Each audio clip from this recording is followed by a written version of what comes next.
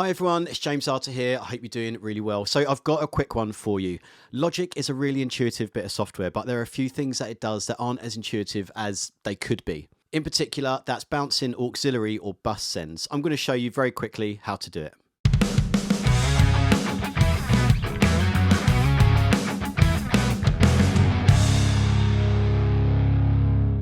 As always, if you like the video, please hit the like, and also if you want to be notified of upcoming videos, then hit a subscribe and a notification bell. Also, if you want some free stuff, then sign up to the mailing list below and I'll send you an EQ cheat sheet as well as some one-shot drum hits that you can use in your mixes.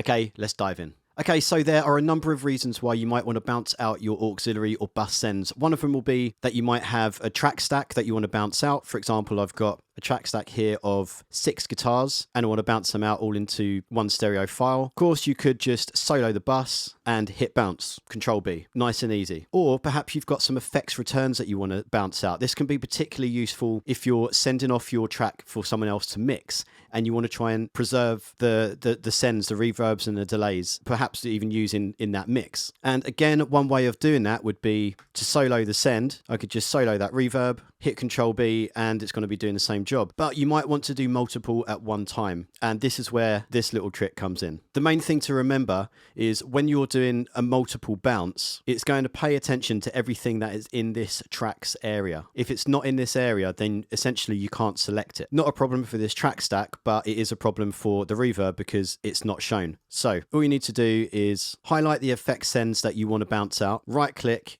and hit create track. Now, when you go back to your tracks panel, you'll see that you've got the returns listed here. Let's just listen to one of those just on their own. So that's just a reverb of the guitars being sent to it. And another one here.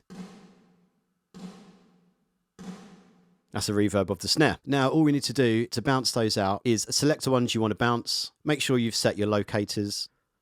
And then File, Export. It will show you how many tracks that you're exporting. So in this case, we've got 3 tracks. Hit that, 3 tracks as audio files.